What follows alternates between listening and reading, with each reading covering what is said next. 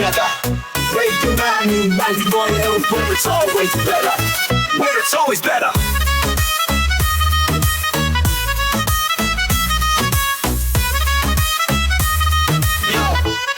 Yo. सुबह का सूरज या शाम का रंग, we bring you joy हर जुबान का धन. Community की बात हम हैं आपके साथ, let's spread the love. चलो मिल के साथ tune in, turn up, दिल से बात करो. Radio Manu 92 FM के साथ चलो. Every voice counts, हर लम्हा यहाँ. चलो बात करके देखते हैं, let's all shine on. Yo. Let's all go. सेहत की बात और dreams to share. Radio Manu 92 FM, we're always there. From unity to joy, we bring the light. Every word, every tune makes everything right. Listen up, it's time to unite. Radio Manu 92 FM, shining bright. दिल से सुनो, we love and care. चलो बात करके देखते हैं, let's take it there. So come along for the ride. Radio Manu 92 FM, we're by your side. चलो बात करके देखते हैं, your voice, your guide.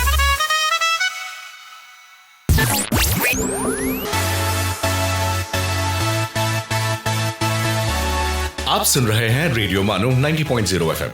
चलो बात करके देखते हैं.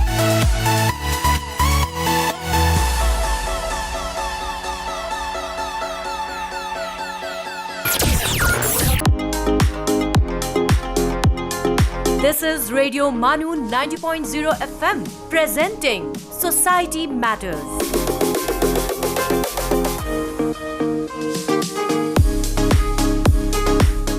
सामीन, मौलाना आज़ाद नेशनल उर्दू यूनिवर्सिटी के इस community radio programme society matters में आपका खैर मकदम है. आप समात फरमा रहे हैं 90.0 FM पर और आज का हमारा मौजू है तालीम और मुसलमान.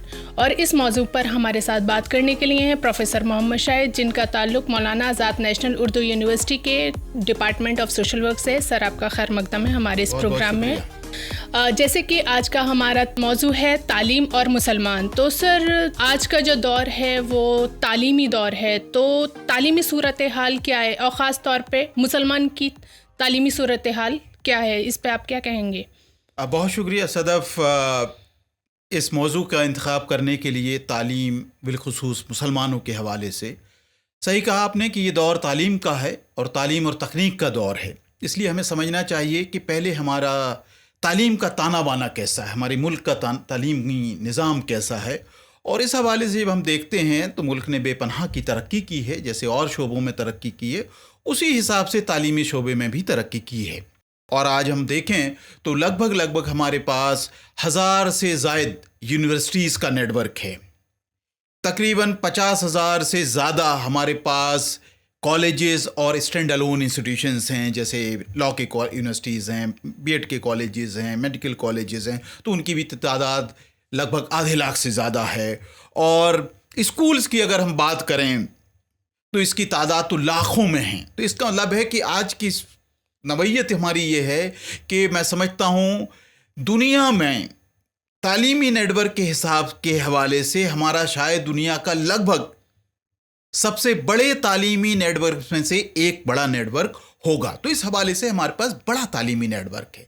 लेकिन जब हम इस तालीमी नेटवर्क की बात करते हैं कि हमारा तालीमी ताना बाना इतना बड़ा है, तो ज़ाहिर सी बात है ये आंकड़ों के हवाले से हमारे सरकारी जो आंकड़े हैं वो आंकड़े बता रहे हैं कि इतना बड़ा हमारा तालीमी निज़ाम है. सेंट्रल यूनिवर्सिटीज़ में खातिर खां बहुत तरक्की हुई है. जैसे आज की तारीख में हमारे पास तकरीबन 235 सेंट्रल यूनिवर्सिटीज़ हैं. स्टेट यूनिवर्सिटीज़ तकरीबन 400 से ज़ायद हैं. प्राइवेट यूनिवर्सिटीज़ भी आ गई हैं, वो भी तकरीबन 450 के करीब प्राइवेट यूनिवर्सिटीज़ हैं. और इसी हिसाब से स्कूल तो बेपनाह के हमारे पास हैं. तो ये एक हकीकत है.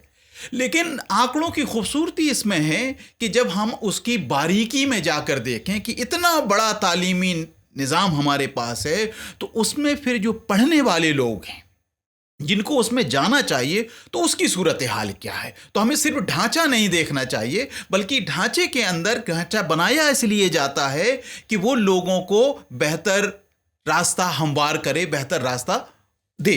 इसलिए हमारे ढांचे का मकसद है कि हम तालीम कितनी समाज के हर तबके को दे पा रहे हैं. तो उस हवाले से फिर हमें तालीम को देखना चाहिए। और अगर इस हवाले से अगर आप देखें और सरकारी आदाद-ओ-शुमार को देखें, आंकड़ों को देखें, तो आज देखिए हमारी पूरी औसत हम देखें पूरी मुल्क का, और हमारा मुल्क भी छोटा मुल्क नहीं है, ये 142 करोड़ की आबादी वाला मुल्क है। तो अगर इस मुल्क में हम औसत देखें तो लगभग एक कामयाबी हमने बड़ी हासिल की कि आज हमारे प्राइमरी इनरोलमेंट, प्राइमरी लेवल पे जो हमारा एलिमेंट्री एजुकेशन है, एलिमेंट्री की सतह पे देखें तो लगभग 100% इनरोलमेंट हो गया। इसका मतलब लगभग 100% बच्चे हमारे स्कूल जा रहे हैं, तो 100% बच्चे स्कूल में पहुंच गए।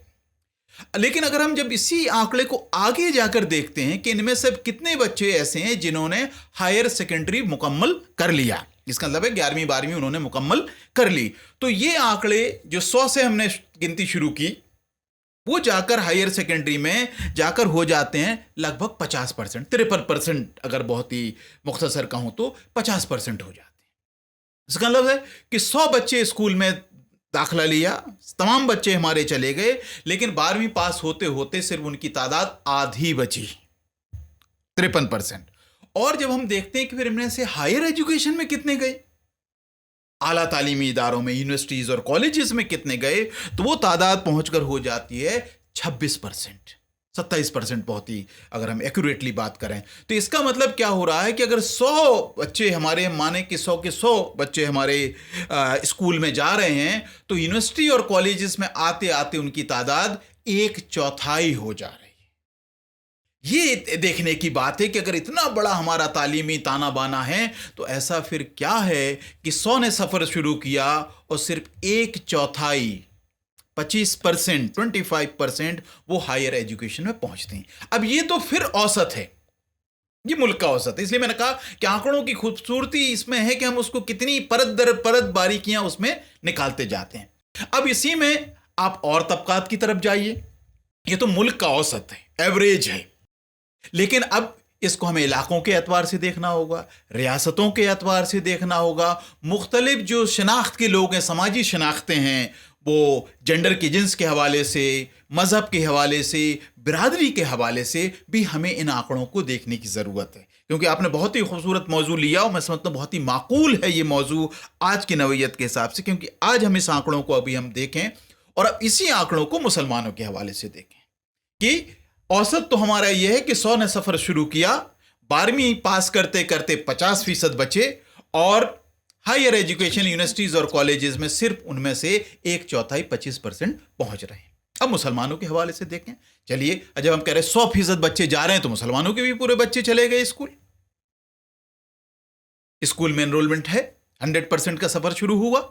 अब लेकिन इसमें जैसे ही 8वीं से पहले, बिफोर सेकेंडरी, 9वीं 10वीं से पहले, मतलब 9वीं की दहलीज में पैर रखने से पहले तकरीबन 50% बच्चे बचते हैं। तो 100 ने जो सफर शुरू किया, उन्होंने 8वीं मुकम्मल की, 9वीं की दहलीज पर 9th क्लास में भी पैर भी नहीं रखा, और उनका फीसद बचा 53%, तकरीबन एग्जैक्टली शायद 56% होगा, तो 50% हम मान लें कि वो सिर्फ 50% बच रहे हैं। तो इसका मतलब है 50% बच्चे आपके 8वीं कर ले रहे हैं या 8वीं तक महदूद हो जा रहे हैं। इसके बाद अगर हम आगे बात करें कि इनमें से कितने 12वीं पर पहुंचते हैं, तो वो 100 का जो फीसद शुरू हुआ था वो 12-13% पे पहुंचता है। और आला तालीम में जब हम बात करते हैं तो वो सिर्फ 6% बचता है।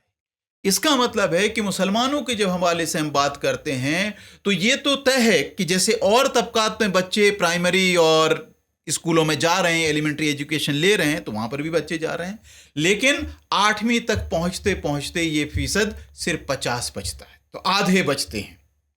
और हायर एजुकेशन में जहां औसत मुल्क का 1/4 है, 25% है, यहां सिर्फ 6% है। ये बहुत बड़ा सवाल है। इसको हमें, इस सवाल को और इसकी बारीकियों को हमें समझने की ज़रूरत है। तो आज हाँ, बिल्कुल बहुत खुशी की बात है कि आज हमारा तालीमी नेटवर्क बहुत बड़ा तालीमी नेटवर्क है। हमारे पास यूनिवर्सिटीज़, कॉलेजेस और स्कूल की बहुत बड़ी तादाद आई है। हमारे सरकारी प्रोग्रामों की वजह से, चाहे वो सर्व शिक्षा अभियान हो, समग्र शिक्षा अभियान हो, उसकी वजह से बच्चे स्कूलों में पहुँच गए हैं।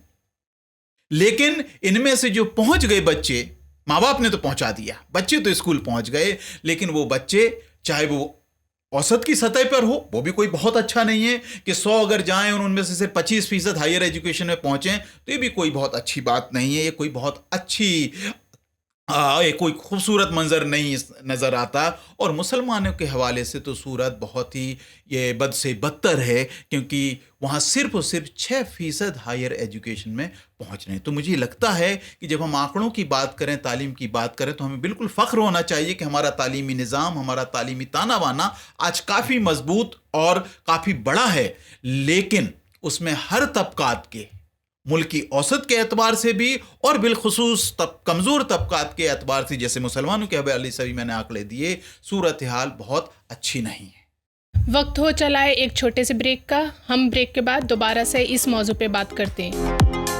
आप सुन रहे हैं सोसाइटी मैटर्स, रेडियो मानू 90.0 FM का वेलफेयर शो।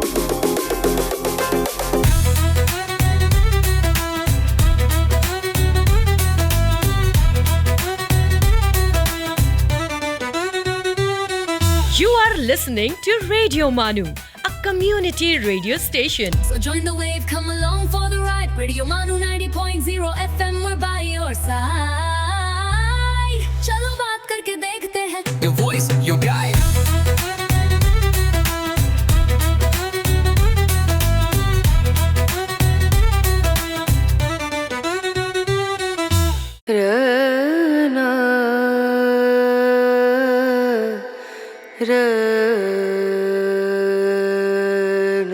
ये है रेडियो मानू 90.0 FM। आइए अब सुनते हैं द माइंडफुल मिनट।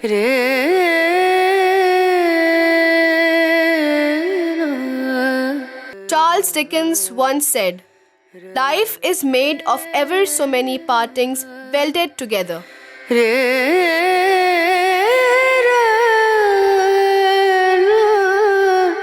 अगर हम बच्चों को खुश नहीं रख सकते तो ये उनके साथ बड़ी बेइंसाफी है। बिक्सटन।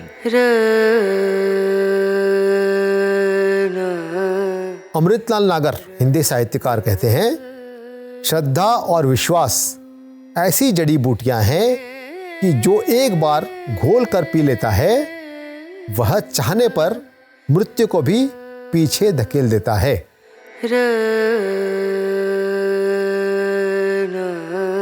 This is Radio Manu 90.0 FM.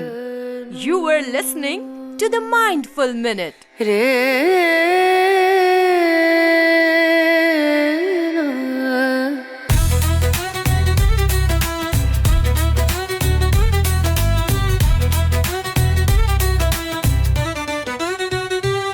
For sales, marketing and brand promotions, write to us on Radio Manu at manu.edu.in. So join the wave, come along for the ride. Radio Manu 90.0 FM, we're by your side. चलो बात करके देखते हैं. Your voice, your guide.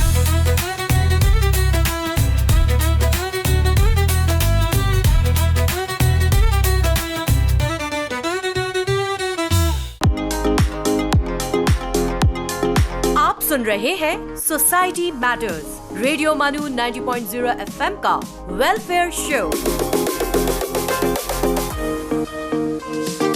सामईन, आपका फिर से खैर मकदम है हमारे इस community radio programme society matters में। और आज का हमारा मौजू है तालीम और मुसलमान। और इस मौजू पर हमारे साथ बात करने के लिए हैं प्रोफेसर मोहम्मद शाहिद। जैसे कि सर अभी आपने बात बताया कि मुसलमान की सूरत हाल क्या है, तो इस पर हमारी NEP 2020 उसके क्या डायरेक्शन है, वो क्या डायरेक्शन देता है? ये अच्छा आपने इशारा किया। हमारी नई अभी नेशनल एजुकेशन पॉलिसी 2020 आई है, न्यू एजुकेशन पॉलिसी। इसने काफ़ी इसके मकासद के एतबार से और जिन चीज़ों में जोर दिया, वहाँ काफ़ी चीज़ें हमें सबक लेने की, वहाँ हमें सबक लेने की ज़रूरत है। बल्कि NEP को जब हम देखते हैं तो देखिए NEP का जो मकसद है, कितना बड़ा मकसद है हमारी NEP में, जो हमें मकसद दिया गया है, वहाँ हम टारगेट कर रहे हैं कि इस सदी की जब हम गोल्डन जुबली मनाएं, तकरीबन 2050 तक हमारे मुल्क का तालीमी निज़ाम ऐसा होना चाहिए कि वो दुनिया में सेकंड टू नन हो। ये हमारी एजुकेशन पॉलिसी कह रही है कि we should have an educational system, it should be robust enough that it is second to none. कि इसको इतना बेहतर और मजबूत और ऐसा हमारा तालीमी निज़ाम होना है कि वो दुनिया में उसकी तरह का कोई दूसरा ना हो, है ना। It should be second to none, best quality education. हमें ये हमारी तालीमी पॉलिसी कहती है कि हमें एक ऐसा तालीमी निज़ाम तैयार करना है, ऐसा माहौल तालीम का तैयार करना है जो बेस्ट क्वालिटी तालीमी माहौल हो। और दूसरा इसमें जोर दिया जाता है कि ये तालीम सब तबकात के लिए हो, कि हर तरह के लर्नर्स को ये तालीम मुहैया कराई जाए, उनकी उससे रसाई हो, चाहे उनका समाजी और माशी सूरत हाल उनकी कोई भी हो। ये अपने आप में बहुत बड़ा गोल है, बहुत बड़ा मकसद है। अब इसको जब हम इस मकसद को और इन आंकड़ों को देखते हैं तो फिर हमें लगता है कि हमारी अभी मंजिल बहुत दूर है, दिल्ली दूर है, अभी दिल्ली दूर है, हमें अभी इस पर बहुत काम करने की ज़रूरत है। और इसमें फिर इशारा हमारी तालीमी पॉलिसी ने किया। मुझे लगता है कि जितनी हम तालीमी पॉलिसी की बात करते हैं अभी करिकुलम को रिवाइज करने के लिए और ढांचे बनाने के लिए, उतना ही हमें बात करने की ज़रूरत है कि ये पॉलिसी कैसे समाज के दूसरे तबकात के बारे में बात करती है, कि उनके ऊपर जोर देने की कितनी ज़रूरत है। तो पॉलिसी में सीधे तौर पर सोशियो इकोनॉमिकली डिसएडवांटेज ग्रुप्स की बात की गई है। ये बाकायदा पॉलिसी में एक हेडिंग है जहाँ पर जोर देकर बात की गई है सोशली इकोनॉमिकली डिसएडवांटेज ग्रुप, कि हमें उन तबकात को देखने की ज़रूरत है जो अपनी समाजी और माशी एतबार की वजह से जो पीछे रह जाते हैं। और उसमें एक लंबी फहरिस्त है, उसमें फिर उसको बयान किया गया, उसकी तफसीलात दी गई हैं कि ये कौन से ग्रुप हैं। जैसे जिन्स के हवाले से देखें तो पॉलिसी कहती है कि हमें फोकस करने की ज़रूरत है ख़ासतौर से ख़वातीन के ऊपर और ट्रांसजेंडर्स के ऊपर भी फोकस करने की ज़रूरत है। तो सिर्फ हम ये कहें कि हमें एजुकेशन पे फोकस तो करना ही करना है, लेकिन इसमें भी बिलखुसूस जिन्स के हवाले से हमें ख़वातीन और ट्रांसजेंडर पे फोकस करना होगा। ऐसे इलाकों पे जब हम देखें तो हमें देही इलाकों में स्लम बस्तियों पे फोकस करना होगा। उसी तरीके से इसी पॉलिसी में बात की गई है समाजी और सकाफती एतबार से जो तबकात पिछड़े हैं उनकी भी बात की गई है। और उसमें schedule caste, schedule tribe, other backward classes और माइनॉरिटीज़ की बात की गई है इसमें तालीमी पॉलिसी में। और फिर आगे माजूरैन के हवाले से है और अलग अलग तबकात के हवाले से बात कर रहे हैं। तो क्योंकि हमारा मौजू तालीम और मुसलमान के हवाले से, मुसलमानों के हवाले से है, तो इसका मतलब है पॉलिसी बता रही है आपको। और पॉलिसी का मकसद ही यही होता है कि वो आपको नई रोशनी दिखाए, नीति निर्देश दे, डायरेक्शन दे। तो ये पॉलिसी हमें डायरेक्शन दे रही है कि हमें तालीमी ढांचे के साथ साथ, करिकुलम के साथ साथ उन तबकात पर फोकस करना होगा, उन पर जोर देना होगा जो पीछे हैं। और उसमें फहरिस्त दी गई है। अब उस फहरिस्त में एक ये भी है कि उसमें schedule caste, schedule tribe, OBCs और माइनॉरिटीज़ की भी बात की गई। और आगे इस डॉक्यूमेंट में जब आगे हम बात करेंगे तो उसमें फिर और आगे जोर दिया गया है कि जब हमें ये देखना है तो हमें ये देखना है कि दोनों सतह पर, स्कूल की सतह पर भी और हायर एजुकेशन की सतह पर, हमें इन तबकात की तालीम को बेहतर बनाने पर जोर देना, ताकि उनकी बेहतर से बेहतर तालीमी इदारों, तालीम में उनकी रसाई हो सके। और वहाँ पर खूबसूरत पहलू है पॉलिसी में कि फर्दर पॉलिसी कहती है कि minorities, particularly those who are educationally unrepresented, कि माइनॉरिटीज पे भी आपको फोकस करना है और इन अकलियतों में खासतौर से उन अकलियतों पे जोर देना है आपको जो तालीमी एतबार से जिनकी नुमाइंदगी नहीं हुई है, एजुकेशनली अनरिप्रेजेंटेड। अब आप देखिए ये कौन है। अब अगर इसमें भी फिर हम देखें हालिया आंकड़े, जो हमारा भारत सरकार की रिपोर्ट आती है, all India survey of higher education 2022 की रिपोर्ट को मैं कोट करूं तो वो रिपोर्ट काफ़ी एक अच्छी पिक्चर देती है कि आज हमारा इनरोलमेंट रेट काफ़ी रफ्तार से बढ़ रहा है, बड़ी है। आज तकरीबन 4 करोड़ से ज़ायद तलबा हायर एजुकेशन में तालीम हमारे यहाँ ले रहे हैं। बहुत से ममालिक की उतनी आबादी होगी, उतने तलबा हमारे यहाँ हायर एजुकेशन में। लेकिन ये जो रिपोर्ट है ये बताती है कि अभी सभी तबकात में पिछले साल के मुकाबले देखें तो तालीम में उनके इनरोलमेंट में इजाफा हुआ है। शेड्यूल कास्ट में 4% का इजाफा हुआ, शेड्यूल ट्राइब में 12% का इजाफा हुआ, ओबीसीज में भी तकरीबन 4-5% का इजाफा हुआ। लेकिन मुसलमानों के हवाले से जब ये बात हम देखते हैं तो आप रिपोर्ट को जब बारीकी से देखते हैं तो हम देखते हैं कि मुसलमानों में ना तो इजाफा हुआ है पिछले सालों के मुकाबले में, बल्कि उनके इनरोलमेंट में तकरीबन 8% की गिरावट आ गई है। अब ये अपना आप में बहुत बड़ा सवाल है और ख़ास तौर से ये सवाल इसलिए बड़ा हो जाता है कि हमारी पॉलिसी जोर दे रही है, पॉलिसी बात कर रही है कि ये तालीमी एतबार से जो वो अक़लियतें जिनकी नुमाइंदगी कम हैं उन पर जोर देना चाहिए। तो मैं समझता हूँ ये पॉलिसी आज किसकी बात कर रही है? ये सीधे तौर पर मुसलमानों की बात कर रही है। तो यहाँ मुसलमान का मतलब एक मज़हब से मानने वाले नहीं हैं। यहाँ मुसलमान का मतलब है ये वो शिनाख्त के लोग जिनको हम तालीम के एतबार से देख रहे हैं कि अलग अलग शिनाख्तों में लोग कैसे पीछे हैं, जिन्स के हवाले से, बिरादरियों के हवाले से, मज़हब के हवाले से। तो यहाँ मुसलमान का मतलब सिर्फ ये इस्लाम मानने वाले लोग नहीं हैं, बल्कि यहाँ मुसलमान से मतलब मुल्क की एक बड़ी आबादी, एक वो अक़लियत जो तालीमी एतबार से जिसकी नुमाइंदगी माकूल नहीं है, उस पर ज़ोर देने की ज़रूरत है। तो मैं समझता हूँ कि बहुत तालीमी इदारों में और जो हमारी सरकारें हैं और जो पूरे के पूरे जो तालीमी निज़ाम में लोग हैं, चाहे मैं ख़ुद बतौर टीचर हूँ और दूसरे लोग हों, उन सबको पॉलिसी के इस पहलू को बहुत ज़्यादा समझने की ज़रूरत है कि पॉलिसी का गोल बहुत बड़ा है। अगर हम ये कह रहे हैं कि 2050 तक हमें ऐसा तालीमी निज़ाम बनाना है जो दुनिया में जैसा दूसरा ना हो, इतना बड़े बेहतर तालीमी निज़ाम बनाना है और जिसमें रिसाई सभी की हो, वो चाहे समाजी मजहब मुआशी एतबार से पिछड़े तबकात हों, कमज़ोर तबकात हों, सबकी बराबर से रिसाई हो। तो अगर हम उस गोल को देखते हैं, इस हदफ को देखते हैं और जो हमारे सरकारी आंकड़े जो सूरत हाल बयान कर रहे हैं, तो मुझे लगता है कि इस फ्रंट पर बहुत मेहनत करने की ज़रूरत है और इस तरह के मौज़ूआत पर और बारीकी से बात करने की ज़रूरत है, क्योंकि पॉलिसी और आंकड़ों का दो ही मकसद होते हैं कि पॉलिसी रास्ता दिखाती है, आंकड़े ये बताते हैं कि उस रास्ते में गड्ढे कहाँ कहाँ हैं, उनको हमें कैसे पार करना है। सामीन, वक्त हो चला है एक छोटे से ब्रेक का। हम ब्रेक के बाद फिर इसी मौजू पे बात करेंगे। You're listening to Society Matters, Radio Manu 90.0 FM's Welfare Show.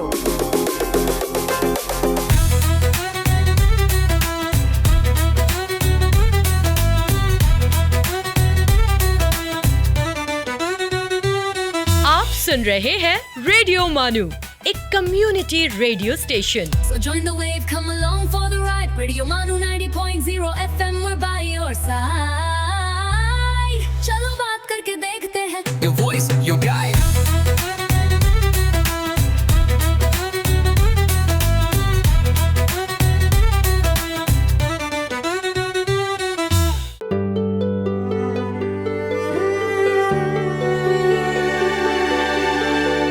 Let's listen to अर्ज किया है। आदाब, मैं हूं डॉक्टर हशमत और आप सुन रहे हैं अर्ज किया है। अर्ज किया है में आज हम बात करेंगे अब्दुल हलीम शरर की। अब्दुल हलीम नाम और शरर तकल्लुस था। वह लखनऊ में पैदा हुए और उनकी इब्तदाई तालीम भी लखनऊ ही में हुई। बाद में उनके वालिद हकीम तफजुल हुसैन ने उनको कलकत्ता मटिया बुर्ज बुला लिया। यहाँ हकीम साहब वाजिद अली शाह की मुलाजिमत में थे। अहले इल्म का भी अच्छा मजमा था। शरर की इल्मी नशोनुमा यहीं हुई। उन्होंने उर्दू, फ़ारसी, अंग्रेज़ी और अरबी में महारत हासिल कर ली। 1870 में शरर को फिर लखनऊ वापस जाना पड़ा।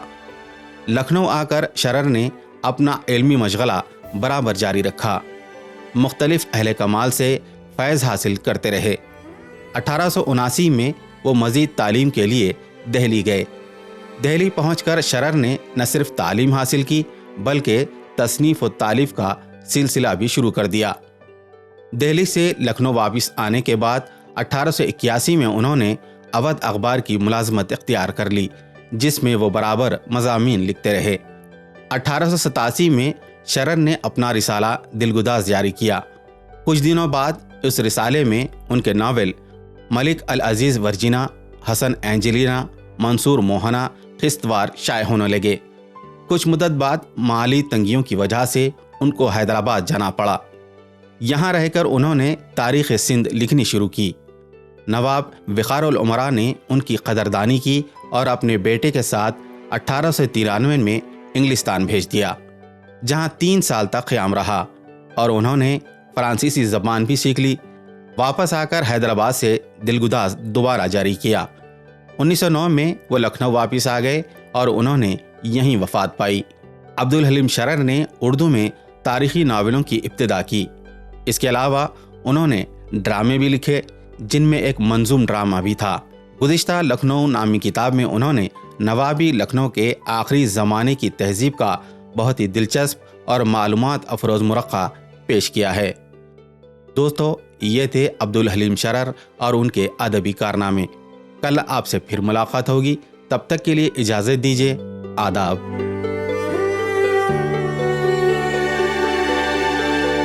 आप सुन रहे थे अर्ज किया है।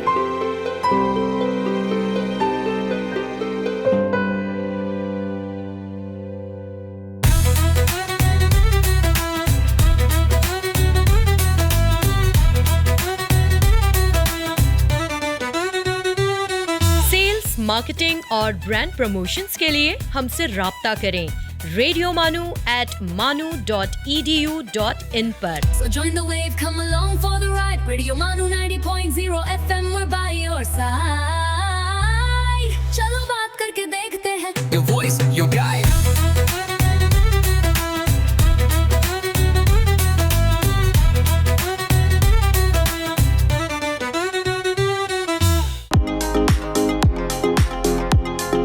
You're listening to Society Matters, Radio Manu 90.0 FM's Welfare Show. सामाइन, फिर से आपका खैर मकदम है हमारे इस community radio programme society matters में, और आप समाअत फरमा रहे हैं 90.0 FM पर।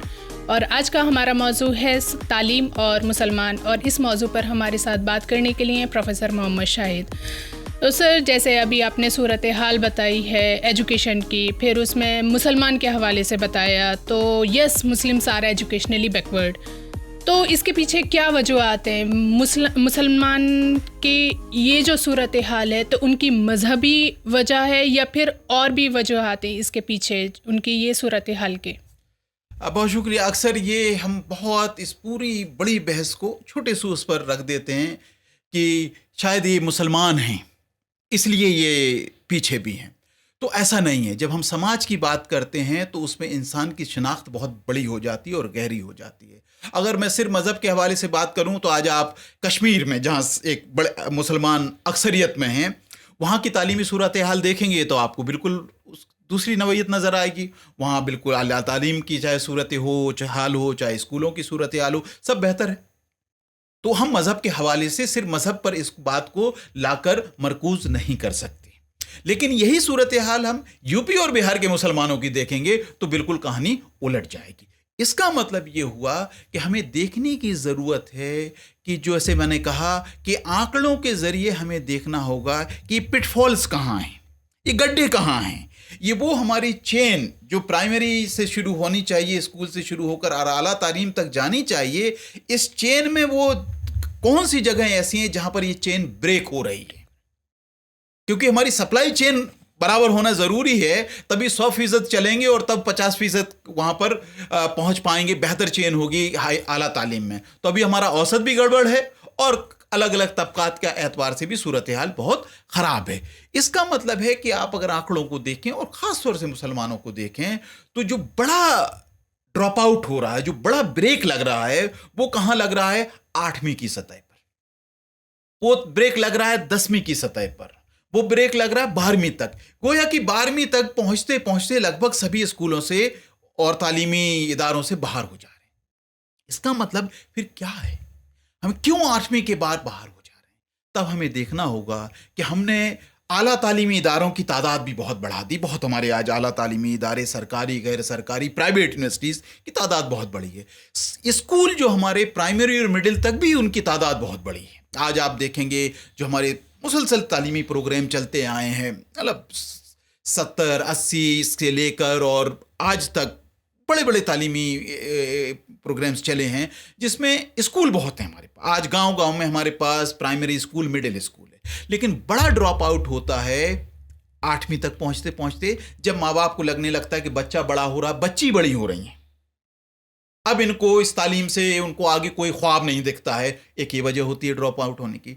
दूसरा, अब आसपास उनके स्कूल नहीं होते हैं। आप देखिए अपने इलाकों में कि अब 10वीं और 12वीं के लिए उनको कहीं दूर जाना होगा, और इसलिए इसमें सबसे बड़ा ड्रॉप आउट होता है ख़वातीन का। लड़कियों का, बच्चियों का सबसे बड़ा ड्रॉप आउट उनका यहाँ से शुरू होता है। तो मुझे लग रहा है कि हमें इस चेन की, इस कड़ी को पकड़ना होगा कि 8वीं के बाद बच्चे कहाँ जा रहे हैं और वहाँ पर ड्रॉप आउट क्यों हो रहा है। क्योंकि आमतौर पर आज भी आप देखेंगे कि 10वीं 12वीं के जो स्कूल्स हैं वो स्कूल आसानी से नहीं मिल पाते। सरकारी स्कूल, प्राइवेट स्कूल होंगे तो उनकी फिर अपनी फीस होगी, वगैरह वगैरह होगी। इसका मतलब हमें ये भी है कि हमारी आज भी बड़ी आबादी कमज़ोर तबकात की है, गरीब तबकात की है। आज भी हमारी जो सूरत हाल है, हमारी बड़ी आबादी गरीब है, एक बड़ी तादाद हमारी पॉवर्टी लाइन से पीछे है। और इसमें भी मैं आपको बताऊं कि आज आप पर कैपिटा कंजम्पशन के एतबार से देखेंगे, इसमें भी मुसलमान सबसे पीछे हैं। तो सूरत हाल ये है। तो हमें इसलिए समझना होगा कि ये ब्रेक कहाँ हो रहा है। तो इसके एतबार से फिर हमें वो इलाकाई सूरत हाल को देखना होगा, वहाँ पर जो 8वीं के बाद तालीमी इदारे आते हैं उनकी सूरत हाल को देखना होगा, पढ़ाई कैसी हो रही हो उसको देखना होगा, टीचर्स कैसे हैं उसको देखना होगा, क्योंकि लोगों का पढ़ाई से भरोसा खत्म हो रहा है। तो अब हमारा तो मसला ये हो रहा है कि हमारा ख्वाब तो बेहतर और आला तालीम देने का है, विच मीन्स क्वालिटी एजुकेशन। यहां तो अभी हम अटके हुए हैं कहां पर कि अभी रिसाई ही नहीं हो पा रही है, एनरोलमेंट ही नहीं हो पा रहा है, ड्रॉप आउट बढ़ रहा है, रिटेंशन नहीं हो पा रहा, रुक नहीं पा रहे हैं। आला क्वालिटी एजुकेशन की तो उसके बाद बात शुरू होगी। तो मुझे लगता है कि इन पिटफॉल्स को हमें देखने की ज़रूरत है। और सिर्फ इसको हम ये कह दें कि मुसलमान का मतलब एक मज़हब को मानने वाले, तो इससे बात नहीं बनेगी। और इसलिए आप देखेंगे कि जो सूरत हाल है वो ज़्यादातर किन स्टेट्स में बद से बदतर है। वो स्टेट्स फिर आपको मिलेंगे जिनको पहले कभी बीमारू राज कहा जाता था, बीमारू स्टेट कहा जाता था। वो यूपी होगा, वो बिहार होगा, वो मध्य प्रदेश होगा, राजस्थान होगा, बंगाल होगा, उड़ीसा होगा। ऐसी रियासतों में आपको सूरत हाल ज़्यादा ख़राब मिलेगी।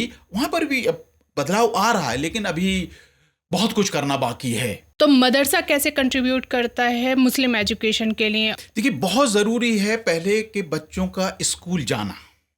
उसको वो स्कूल आप कहिए, वो मदरसा कहिए, वो गुरुकुल कहिए। एक दूसरी सबसे अहम बात आती है कि उसके बाद वो वहाँ पर रिटेन हो, और ख़ास तौर से उन कड़ियों पर जहाँ से ड्रॉप आउट शुरू होता, 5वीं 8वीं, यहीं पर ज़्यादातर स्कूल 5वीं और 8वीं के आपको सरकारी मिलेंगे।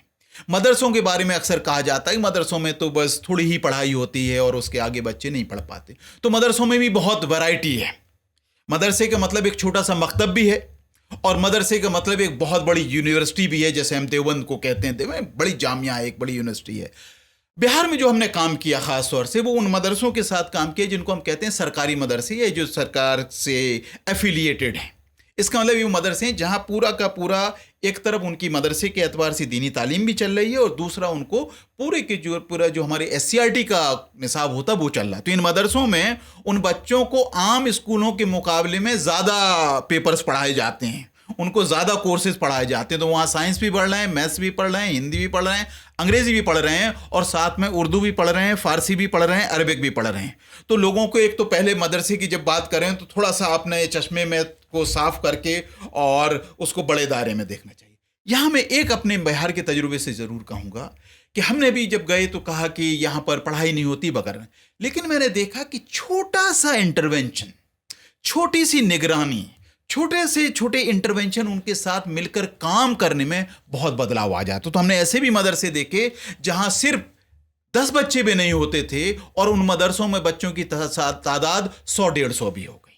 इसका मतलब क्या हो रहा है कि अगर हम यहाँ पर थोड़ा ख्वाब दिखाना शुरू करेंगे बच्चों को, अपनी तालीमी जो हिकमत अमलियाँ हैं, जो पेडागोजिकल प्रैक्टिसेस हैं, उनमें कुछ तब्दीली लाएंगे, कुछ सरगर्मियाँ लाएंगे, तो शायद चीज़ों में बदलाव आएगा। जैसे मैं बार बार कहूँ, अक्सर कहा जाता है कि बच्चे का बचपन खेल कूद में होता है।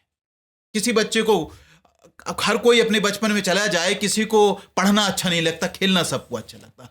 हमें तालीम को ऐसा बनाना होगा कि खेल खेल में वो तालीम आए।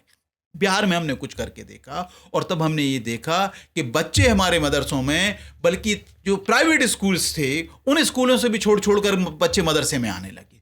तो इसका मतलब है कि अगर हम वहाँ माहौल बनाएं तो तब्दीली आएगी, बच्चे आएंगे भी और रुकेंगे।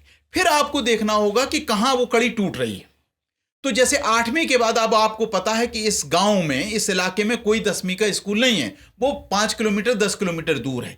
यहाँ पर मुझे लगता है कि अब जो स्कूल के जो असातिज़ा हैं, जो मैनेजमेंट है, जो हमारा सरकारी, हमारा बड़ा नेटवर्क है एजुकेशनल सिस्टम का, एजुकेशनल ऑफिसर्स का, डिस्ट्रिक्ट एजुकेशन ऑफिसर से लेके बेसिक शिक्षा अधिकारी और वगैरह वगैरह, बड़ा नेटवर्क है।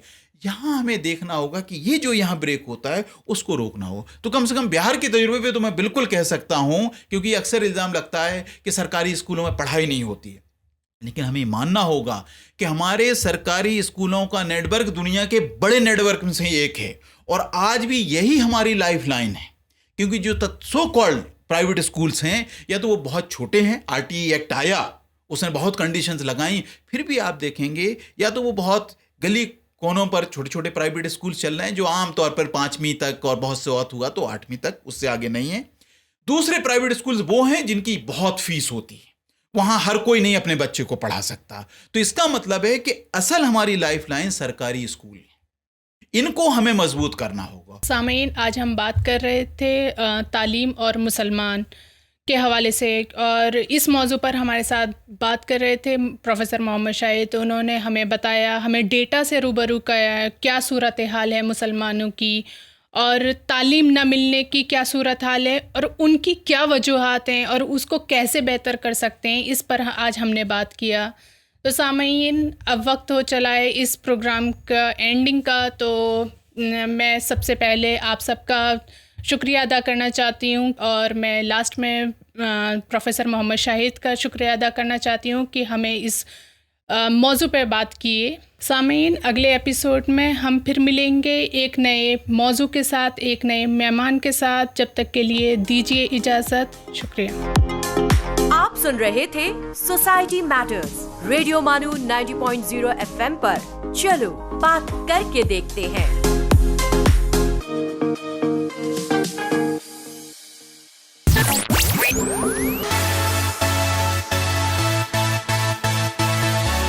दिस इज रेडियो मानू 90.0 FM। चलो बात करके देखते हैं।